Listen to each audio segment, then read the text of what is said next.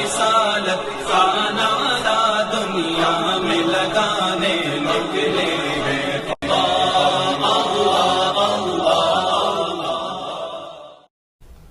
بسم اللہ الرحمن الرحیم۔ نبی کرم صلی اللہ علیہ وسلم کے در اقدس سے مانگنا آیا کیا یہ شرک ہے، ناجائز ہے، حرام ہے، یا اس کی کیا شرعی حیثیت ہے؟ ڈاکٹر ذاکر نائک نے ایک اپنی تقریر میں آج سے کئی سال پہلے انہوں نے کہا کہ نبی علیہ السلام کو ماننا ہمارے لیے حرام ہے، نعوذ باللہ۔ بعد میں انہوں نے کہا جی وہ میری اردو کمزور ہے، ماننا نہیں مانگنا حرام ہے۔ آج کی تاریخ میں ہم محمد صلی اللہ علیہ وسلم سے بھی نہیں مانگ سکتے، باقی لوگ کو تو چھوڑو، سنت اور باقی بابا لوگ کو چھوڑو، محمد صلی اللہ علیہ وسلم کو بھی ماننا ہمارے لیے حرام ہے۔ اور انہی کی نیابت کرتے ہوئے وہ جیلم کے کارخانے میں بیٹھے علمی کتابی حضرت صاحب وہ کہتے ہیں وہ کوئی حدیث میں آئے ہی نہیں، بلکہ وہ کہتے ہیں نبی علیہ السلام سے مانگنا نبی پاک کی گستاخی ہے، نعوذ باللہ۔ تو نبی علیہ السلام سے آج کی ڈیٹ میں مانگنا، آپ صلی اللہ علیہ وآلہ وسلم کو مدد کے لیے پکارنا، اس نے کیا کہا تھا؟ حرام ہے ڈاکٹر ذاکر نائک نے۔ میں کہتا ہوں یہ نبی علیہ السلام کی گستاخی ہے۔ وہ کہتے ہیں میں ذاکر نائک سے بھی اگلا جملہ کہوں گا، یہ نبی پاک کی گستاخی ہے۔ کیا کوئی صحابی سرکار کی قبر پہ گیا تھا؟ کیا انہوں نے جا کے مانگا تھا؟ کہیں لکھا ہے؟ جی آج میں یہ بتاؤں گا، واقعی یہ لکھا ہے۔ صحابہ حضور کے دربار پر انوار پر جاتے تھے اور وہاں پر جا کر اللہ سے دعائیں کرتے تھے، اللہ ان کی مرادوں کو پورا کر دیتا تھا۔ سب سے پہلے یہ حدیث مبارکہ یہ مصنف ابن ابی شیبہ امام بخاری رحمۃ اللہ علیہ کے استاد ہیں، ان کی کتاب ہے، 7ویں جلد ہے، مکتبہ امدادیہ کی مطبوعہ ہے، اس کا پیج نمبر 482 ہے۔ حدیث پڑھنے سے پہلے یہ بات جان لیجئے کہ اس حدیث کو امام ابن عساکر نے تاریخ دمشق جلد نمبر 56 اس کا پیج نمبر 489 اس کے اوپر امام ابن عساکر نے اس حدیث کو بیان کیا۔ امام ابن حجر اسقلانی جو اہل حدیث کے نزدیک بھی بڑے معتبر امام ہیں، یہ فتح الباری ہے، اس کی دوسری جلد ہے، اس کا پیج نمبر 629 اس کے اوپر امام ابن حجر اسقلانی فرماتے ہیں یہ حدیث سند کے اعتبار سے صحیح حدیث ہے، اس کی سند بالکل ٹھیک ہے۔ سند پر تو انشاءاللہ میں الگ سے گفتگو کروں گا، اس پر جو یہ اعتراضات کرتے ہیں۔ اس کے بعد یہ البدایہ والنہایہ امام ابن کثیر جلد نمبر 7 ہے، صفحہ نمبر 98 ہے۔ امام ابن کثیر کہتے ہیں ھذا اسناد صحیح، اس کی سند بالکل صحیح ہے۔ امام ابن حجر کہتے ہیں سند ٹھیک ہے، امام ابن کثیر کہتے ہیں سند ٹھیک ہے، امام قسطلانی مواہب میں کہتے ہیں سند ٹھیک ہے، امام زرقانی شرح میں کہتے ہیں اس کی سند ٹھیک ہے، امام ذہبی تاریخ الاسلام میں تائید کرتے ہیں، ابن تیمیہ اقتضاء صراط مستقیم میں تائید کرتے ہیں، اور یہ 1400 سال بعد جیلم کے برف کے کارخانے میں بیٹھ کے کہتا ہے نہیں یہ تو حدیث ہی ضعیف ہے۔ سند پہ انشاءاللہ میں الگ گفتگو کروں گا۔ حدیث مبارکہ سنیے، حدیث نمبر 35 ہے، حضرت فاروق اعظم کے فضائل کے باب میں۔ حدثنا ابو معاویہ عن الاعمش نبی صالح عن مالک الدار، حضرت مالک الدار جو فاروق اعظم کے غلام تھے، وکانا خازن عمر علی الطعام، یہ ایک کھانے پر ان کی ڈیوٹی تھی، فاروق اعظم کے غلام تھے اور ان کے سیکٹری تھے، اور یہ تابعین میں سے ہیں۔ وہ فرماتے ہیں اصاب الناس قحط فی زمن عمر، حضرت فاروق اعظم کے زمانے میں قحط پڑ گیا مدینے میں، بارش نہیں ہو رہی۔ فجاء رجل الی قبر النبی صلی اللہ علیہ وسلم، ایک بندہ، وہ بندہ کون تھا؟ ان کا نام امام ابن کثیر لکھتے ہیں کہ ان کا نام نامی اس میں گرامی حضرت بلال بن حارث المزنی رضی اللہ تعالیٰ عنہ تھا۔ وہ رسول اللہ کے ایک صحابی تھے، وہ آئے نبی اکرم صلی اللہ علیہ وسلم کی قبر انور پر۔ فجاء رجل الی قبر النبی صلی اللہ علیہ وسلم، وہ رسول اللہ کی قبر پہ آئے، عرض کیا کر، ہاتھ باندھ کر، یا رسول اللہ استسقی لامتک فانہم قد ہلکوا، یا رسول اللہ اپنی امت کے لیے بارش طلب کیجئے۔ یعنی وہ رسول اللہ سے ڈائریکٹ خطاب کر رہے ہیں۔ ان کا عقیدہ تھا کہ آقا کریم علیہ السلام اپنی قبر انور میں زندہ ہیں، مجھے دیکھ رہے ہیں، میری بات سن رہے ہیں، اور سن کر اللہ سے کرنے کی قوت بھی رسول اللہ رکھتے ہیں۔ یہ مصطفیٰ کے صحابہ کا عقیدہ تھا۔ کہتے ہیں کوئی صحابی گیا تھا، دکھاؤ کہاں لکھا ہے؟ میں کہتا ہوں یہ دیکھو امام بخاری کے استادوں نے لکھا ہے۔ اچھا پھر یہاں کہیں گے امام بخاری نے اس حدیث کو کیوں نہیں لکھا، امام مسلم نے کیوں نہیں لکھا؟ میں کہتا ہوں آپ کے ابا جی، آپ کا نام محمد علی ہے، آپ کا نام محمد حسین کیوں نہیں, محمد حسن کیوں نہیں؟ تو کہیں گے جی نام ابا جی نے رکھا تھا, ابا جی کی مرضی, میں نے تو نہیں رکھا تھا. تو میں کہتا ہوں امام بخاری بھی, صحیح بخاری بھی امام بخاری نے لکھی تھی, تو ان کی مرضی, ان کے کچھ اصول تھے, ان کے کچھ قوانین تھے, ان کے کچھ پرنسپلز تھے جن کے مطابق انہوں نے صحیح بخاری لکھی. وہ خود فرماتے مجھے 1,00,000 حدیث یاد تھی, لیکن بخاری میں انہوں نے صرف تقریباً 7,000 یا 9,000 مقررات وغیرہ ڈال کر لکھی ہیں, باقی انہوں نے کیوں نہیں لکھی؟ اور جو تاریخ الکبیر میں امام بخاری حدیثیں لکھتے ہیں, صحیح بخاری میں نہیں لکھتے. میں کہتا ہوں وہ صحیح بخاری میں کیوں نہیں لکھی؟ آپ اس کا جواب دے دیجئے. اس کا کوئی جواب نہیں ان کے پاس. صحابی رسول عرض کرتے ہیں یا رسول اللہ اپنی امت کے لیے بارش طلب کیجئے, فإنہم قد ہلکوا, وہ ہلاک ہو گئے. تو کہتے ہیں فَأَتَى الرَّجُلَ فِي الْمَنَامِ, آقا کریم علیہ السلام اپنے صحابی کی خواب میں آ گئے, وہیں پر ان کو اونگ آئی, خواب میں مدینے کے تاجدار تشریف لے آئے. فقیل لہ, اور آ کر رسول اللہ نے ان کو فرمایا ائت عمر, عمر کے پاس چلا جا, فقرأہ السلام, عمر کو جا کے میرا سلام بھی دینا ہے اور پیغام بھی دینا ہے. پیغام کیا دینا ہے؟ اخبرہ انکم مستقیمون, عمر کو سلام دینے کے بعد پیغام یہ دینا ہے پریشان نہیں ہونا, اللہ تمہارے سارے کاموں کو درست فرما دے گا, بارش آ جائے گی, پریشانی چھوڑ دو. وقل لہ علیک الکیس, علیک الکیس, اور عمر کو جا کے کہنا چکنا رہے, حکومتی معاملات کو اچھے انداز سے سر انجام دے.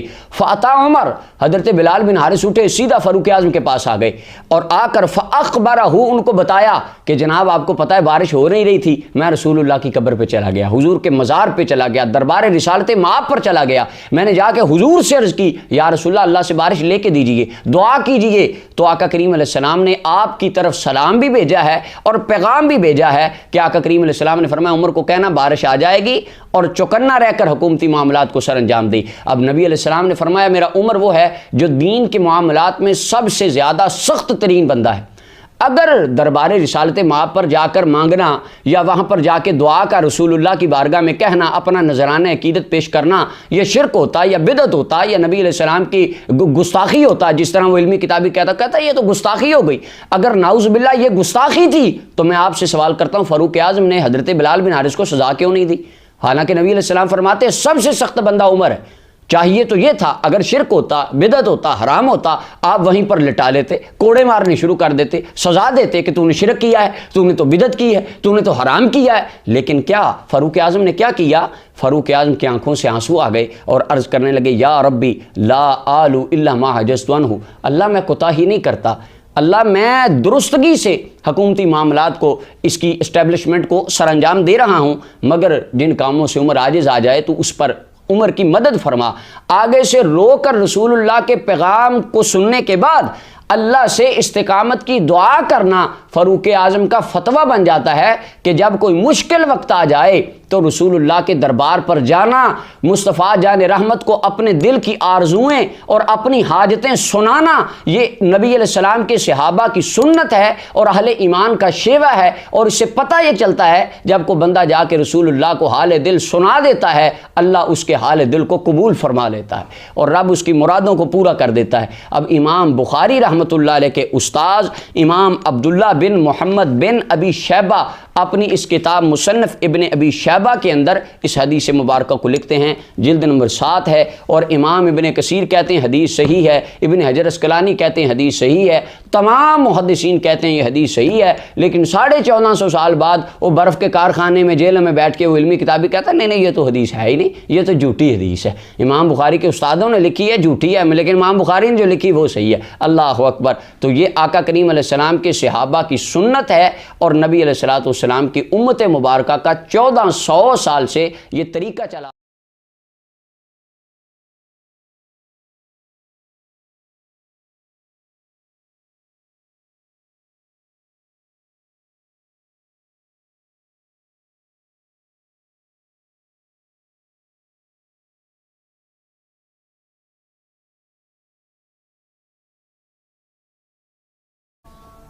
بسم اللہ الرحمن الرحیم.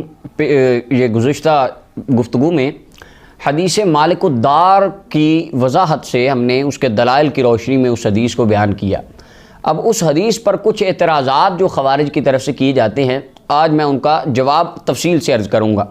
سب سے پہلا اعتراض, اس حدیث کی سند کے اندر جو اعتراض ہیں وہ یہ ہیں کہ اس حدیث کی سند ہے، یہ میرے پاس مصنف ابن ابی شیبہ، اس کے اوپر حدثنا ابو معاویہ عن الاعمش عن ابی صالح عن مالک الدار، یہ اس حدیث کی سند ہے۔ اس کے اندر سب سے پہلا اعتراض جو وہ علمی کتابی دوست وہ جیرم والا کارخانے میں انہوں نے کیا، وہ کہتے ہیں جی اس میں اعمش مدلس راوی ہے، عن سے روایت کر رہا ہے، اور اعمش کی عن سے روایت تو قبول ہی نہیں ہوتی، وہ تو حدیث ہی جھوٹی ہوتی ہے، ہم تو اس حدیث کو مانتے ہی نہیں۔ وہ بڑا زور دے کے انہوں نے کہا عن سے روایت تدلیس ہو گئی، جرم ہو گیا، بس ماننی نہیں ہے۔ اب دیکھیے کہ اعمش کی عن والی روایت، تدلیس والی روایت کیا مطلقاً مردود ہے یا کبھی کبھی قابل قبول ہے؟ کہ اعمش کی عن والی روایت مطلقاً مردود نہیں ہے بلکہ کبھی کبھی قبول ہوتی ہے۔ وہ کب قبول ہوتی ہے یہ زوم کیجئے، یہ میرے ہاتھ میں امام ذہبی کی میزان الاعتدال ہے، اس کا یہ صفحہ نمبر 224 ہے، یہ دیکھیے، یہ اس کے اوپر امام ذہبی رحمۃ اللہ علیہ کیا فرماتے ہیں، اعمش کی تدلیس کو بیان کر رہے ہیں، تدلیس کو غور سے دیکھ لیجئے۔ امام ذہبی رحمۃ اللہ علیہ اس پہ لکھتے ہیں وَهُوَ يُدَلِّسُ، کبھی کبھی اعمش تدلیس بھی کرتا ہے اور کبھی ضعیف سے بھی تدلیس کرتا ہے اور کبھی ضعیف سے نہیں بھی کرتا۔ فَمَتَا قَالَ حَدَّثْنَا فَلَا کلام، جب تو حدثنا کہے تو کوئی کلام نہیں، اور جب ان کہے تو احتمال تدلیس ہوتا ہے۔ إِلَّا فِي شُيُوخٍ لَهُ، لیکن اعمش کے کچھ استاذ ایسے ہیں اگر ان سے وہ ان کے لفظ سے بھی روایت کرے تو اس کی روایت قبول ہوتی ہے، یہ امام ذہبی لکھتے ہیں۔ اب وہ کون کون سے استاد ہیں، یہ نام سنیے گا۔ ان استادوں کے نام کا ابراہیم، پہلے ابراہیم نخعی، و ابن ابی وائل، ابن ابی وائل، و ابو صالح السمان، اور ابو صالح السمان، یہ تین استاد جن کے نام امام ذہبی نے لیے۔ امام ذہبی فرماتے ہیں جب ان سے اعمش روایت کرے، اگرچہ ان سے کرے، وہ روایت محمول الاتصال ہوتی ہے، مقبول ہوتی ہے، ضعیف نہیں ہوتی، اور ان کے اندر جو ابن ابی وائل ہیں وہی سند مصنف ابن ابی شیبہ کے اندر ہے۔ اب اصول محدثین کے نزدیک امام ذہبی کے اصول کے مطابق مصنف ابن ابی شیبہ کی روایت بالکل صحیح اور بالکل درست ہے، اور اسی پر فتویٰ امام ابن حجر اسقلانی اور امام ابن کثیر نے دیا کہ حدیث سند کے اعتبار سے صحیح ہے۔ اچھا، اگر کوئی اب بھی کہے نہیں جی ہم نے نہیں ماننا، نہ امام ذہبی کی بات ہم نے نہیں ماننا، جب وہ حدیث آتی ہے نا کہ یہ کائنات رسول اللہ کے لیے بنائی گئی، تو علمی کتابی کہتا ہے نہیں وہ مستدرک حاکم والے کو تو پتہ ہی نہیں چلا، صحیح بات تو امام ذہبی کی ہے، امام ذہبی جیسا تو کوئی امام ہی نہیں تھا۔ میں کہتا ہوں اب بھی میں تمہیں امام ذہبی کی بات بتاتا ہوں، اب بھی مانو کہ واقعی امام ذہبی سے بڑا کوئی امام ہی نہیں تھا، یہ بات بھی امام ذہبی لکھتے ہیں۔ اب آگے الزامی جواب سنیے، یہ جو حدیث عن الاعمش عن ابی وائل، یہ جو حدیث کی سند ہے مصنف ابن ابی شیبہ کے اندر، نہیں جی یہ مردود ہے۔ صحیح بخاری کے اندر کل 13 مقامات ایسے ہیں جن کے اندر یہ حدیث آئی، یہ سند آئی ہے مکمل، یہ 13 مقامات صحیح بخاری کے اندر۔ یہ میں آپ کو برکت کے طور پر چند حدیثوں کے نمبر بتا دیتا ہوں۔ حدیث نمبر 477، 2119، 2672 اور 4487، یہ 3-4 روایات کے میں نے نمبر بکتے ہیں، بالکل وہی سند ہے جو یہاں پر ابن حدیث مالک الدار کی سند ہے۔ اب میں پوچھتا ہوں علمی کتابی دوستوں سے اور تمام خوارج سے کہ آپ بخاری کی ان 13 حدیثوں کو ضعیف کہہ سکتے ہیں؟ نہیں، یہاں پہ نہیں کہیں گے، لیکن بخاری کے استاذ اگر اسی سند سے حدیث لکھ دیں تو کہیں گے نہیں ہم نے نہیں ماننا۔ کیوں نہیں ماننا؟ اس سے سنیوں کا عقیدہ ثابت ہو جائے گا۔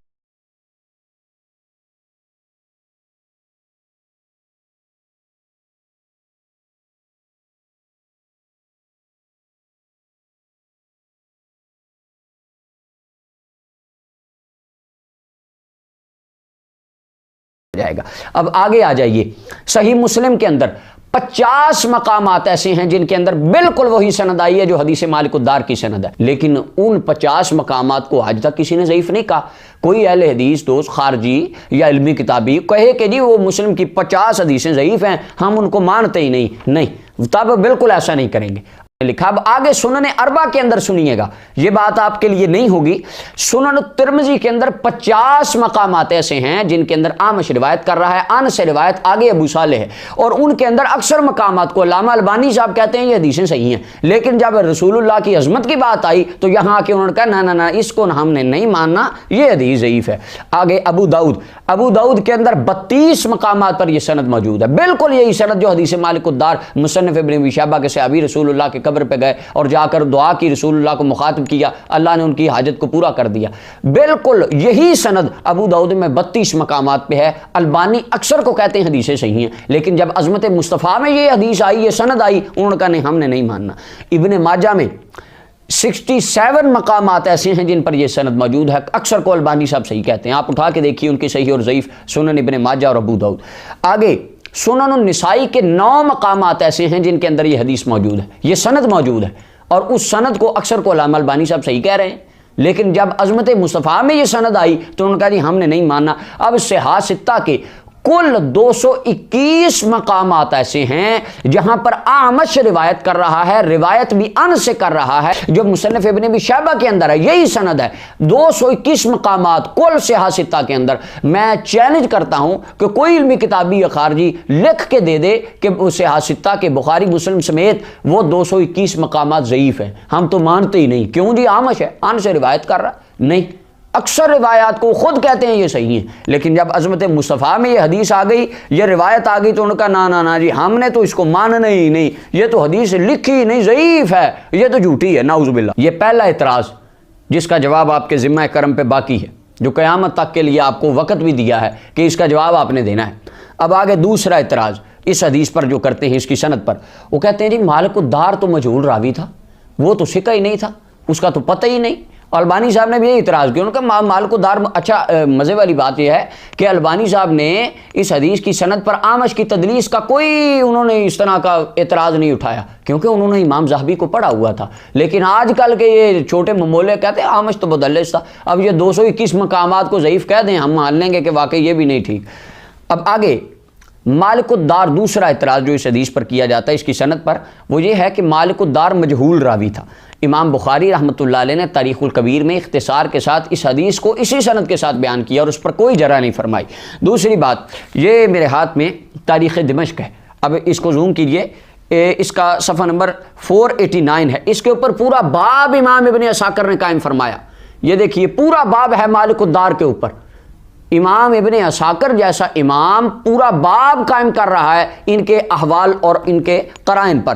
کہتے ہیں کہ حضرت عمر بن خطاب کے غلام تھے، حضرت ابو بکر، ابو عبیدہ بن جراح، معاذ بن جبل اور فاروق اعظم سے انہوں نے حدیثیں سنی۔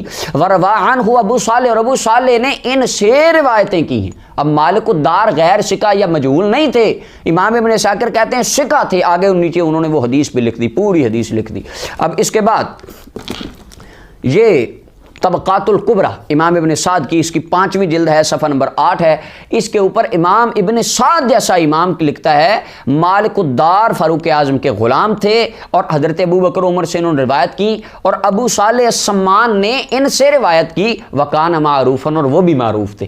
اب یہ پہلے طبقے کے اندر، تابعین کے پہلے طبقے میں امام ابن سعد ان کا ذکر کر رہے ہیں۔ البانی صاحب 7ویں طبقے کے تابعین میں سے اکثر کی روایات کو کہتے ہیں وہ روایات ٹھیک ہیں، لیکن یہ پہلے طبقے کے جو تابعین ہیں ان کی روایات کو کہتے ہیں نہیں ان کو مجھے تو پتہ ہی نہیں تھا، وہ پتہ نہیں کون تھے، کدھر سے آئے کدھر کو پتہ ہی نہیں ان کو لگا، نعوذ باللہ۔ اب آگے صحیح الترغیب والترہیب علامہ البانی کی جو تحقیم ہے اس کے اندر انہوں نے مالک الدار کی ایک حدیث کو صحیح کہا کہ یہ حدیث ٹھیک ہے، وہاں پر انہوں نے کوئی اعتراض نہیں کیا کہ یہ مجہول تھے یا غیر ثقہ تھے، تب کوئی نہیں۔ لیکن جب شان مصطفیٰ میں یہ روایت آئی، عقیدہ اہل سنت کی پاسبانی اور ترجمانی میں آئی، انہوں نے کہا جی ہم تو مانتے ہی نہیں، یہ تو جھوٹی ہے، نعوذ باللہ۔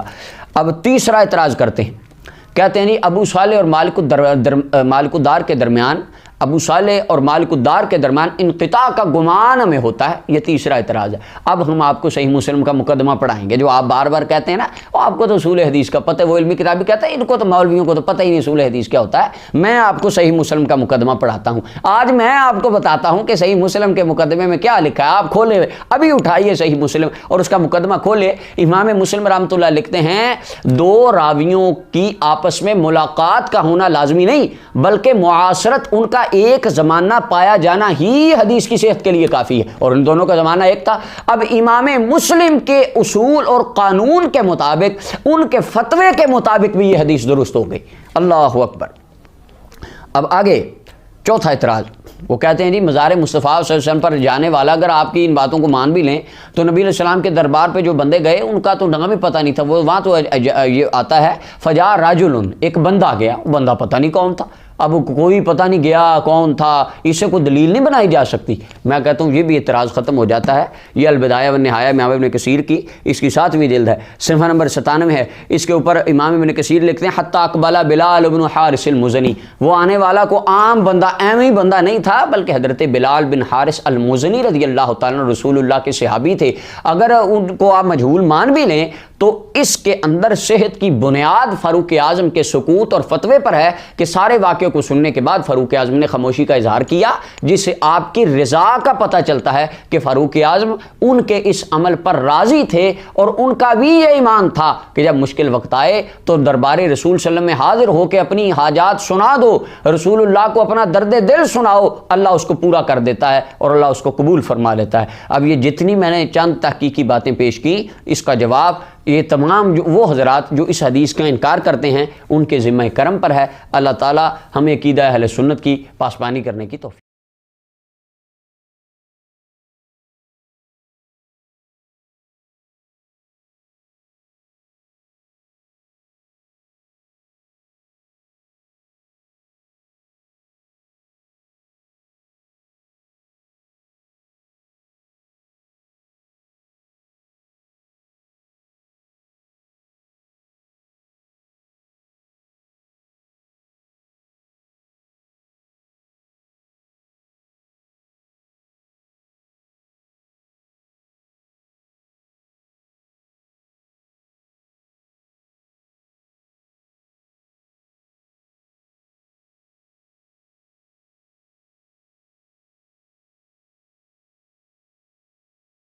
اسی طریقے سے المصنف ابن ابی شیبہ میں بھی اور دلائل النبوہ امام بہیقی کی، اس میں مالک الدار نامی ایک شخص کی بھی روایت بیان کی جاتی ہے کہ وہ حضور صلی اللہ علیہ وسلم کی قبر مبارک پہ حاضر ہوئے اور کہا یا رسول اللہ صلی اللہ علیہ وسلم قحط پڑ گیا ہے، آپ اللہ کے حضور دعا کریں۔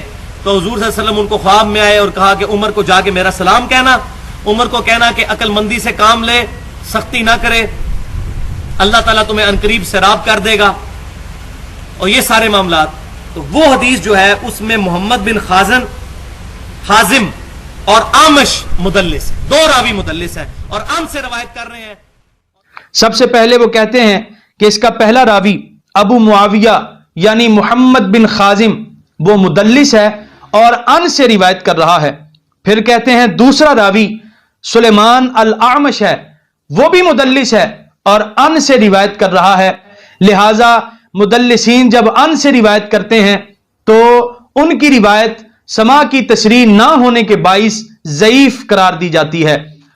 یہ میرے ہاتھ میں موجود ہے علامہ ابن حجر عسقلانی کی طبقات المدلسین، اس کے اندر صاف طور پہ ابن حجر عسقلانی نے لکھا ہے کہ محمد بن حازم یہ دوسرے طبقے کا مدلس تھا، اور اسی کتاب کے اندر ابن حجر عسقلانی نے صاف طور پہ یہ لکھا ہے کہ پہلے اور دوسرے طبقے کے مدلسین کی ان والی روایت کو قبول کیا جائے گا، لہذا ابن حجر عسقلانی کے بنائے ہوئے اس قاعدے کے مطابق اس حدیث کی سند پر کسی قسم کا اعتراض نہیں کیا جا سکتا۔ محمد بن حازم اور سلیمان الاعمش دونوں ہی دوسرے طبقے کے مدلس ہیں، اور ابن حجر کے نزدیک پہلے اور دوسرے طبقے کے مدلسین کی ان والی روایت کو قبول کیا جائے گا، لہذا ابن حجر عسقلانی کے اس قاعدے کے مطابق اس حدیث پاک کی سند بالکل صحیح ہے۔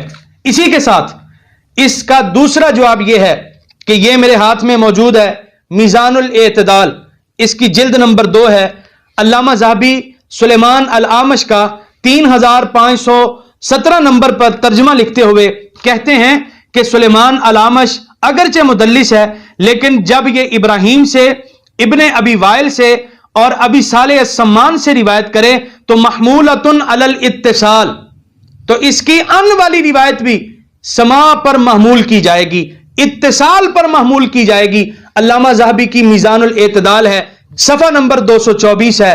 تو ہم نے جو حدیث پاک مصنف ابن ابی شیبہ کے حوالے سے پیش کی، اس میں آمش اپنے استاد ابی صالح السمان سے روایت کر رہا ہے، لہذا علامہ ذہبی کے بیان کردہ اصول کے مطابق بھی اس حدیث کی سند بالکل صحیح ہے۔ ناظرین محترم، اس اعتراض کا تیسرا جواب یہ ہے کہ یہ میرے ہاتھ میں موجود ہے بخاری شریف، بخاری کی حدیث نمبر ہے 347 نمبر حدیث پر इसी तरह सनद मौजूद है जिस तरह मुसन्नफ इब्ने अबी शैबा के अंदर मौजूद थी।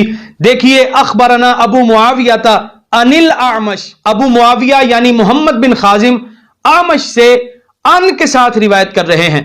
यही सही बुखारी है, हदीस नंबर 6408 है। यहां पर साफ तौर पे मौजूद है अनिल आमश अन अबी सालिहिन। जिस तरह मुसन्नफ इब्ने अबी शैबा के अंदर था कि आमश अन के साथ अबी साले से रिवायत करते हैं, इसी तरह बुखारी के अंदर है अनिल आमश अन अबी सालिहिन।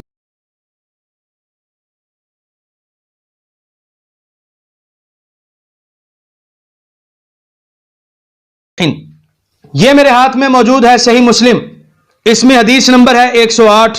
यहां पर भी है हद्दसना अबू मुआविया अनिल आमश। जिस तरह मुसन्नफ इब्ने अबी शैबा के अंदर था हद्दसना अबू मुआविया अनिल आमश, ठीक उसी तरह बुखारी के बाद यह मुस्लिम के अंदर भी 108 नंबर पर है हद्दसना अबू मुआविया अनिल आमश।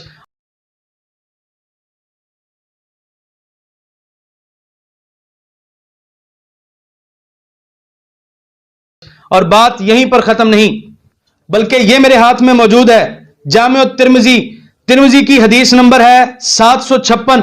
यहां पर भी है हद्दसना अबू मुआविया अनिल आमश। जिस तरह मुसन्नफ इब्ने अबी शैबा के अंदर था हद्दसना अबू मुआविया अनिल आमश, और 756 नंबर हदीस के मुतालिक अलबानी भी कहते हैं कि यह हदीस सही है। इसी तरह यही तिर्मिजी शरीफ है, इसकी हदीस नंबर 1425 है। यहां है अनिल आमश अन अबी सालिहिन। जिस तरह मुसन्नफ इब्ने अबी शैबा के अंदर था उसी तरह तिर्मिजी शरीफ के अंदर भी मौजूद है। फिर इसी तिर्मिजी के अंदर यह तीसरा मकाम है, हदीस नंबर है 1634। यहां है हद्दसना अबू मुआविया अनिल आमश। जिस तरह मुसन्नफ इब्ने अबी शैबा के अंदर था हद्दसना अबू मुआविया अनिल आमश, उसी तरह बुखारी और मुस्लिम के बाद यह तिर्मिजी के अंदर तीसरे मकाम पर है हद्दसना अबू मुआविया अनिल आमश। इसी तरह यही तिर्मिजी है, हदीस नंबर 1860 है। देखिए, यहां भी मौजूद है अनिल आमश अन अबी सालिहिन। जिस तरह मुसन्नफ इब्ने अबी शैबा की सनद के अंदर था, इसी तरह यही तिर्मिजी है, हदीस नंबर 2134 है। यहां भी है हद्दसना अबी अन सुलेमान अल आमश अन अबी सालिहिन।